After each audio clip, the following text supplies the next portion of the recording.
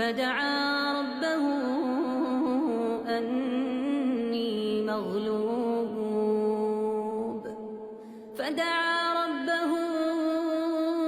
أني مغلوب فانتصر. ففتحنا أبواب السماء بماء منهمر وفجرنا الأرض عيونا فالتقى الماء على أمر قد قدر وحملناه على ذات ألواح ودسر تجري بأعيننا جزاء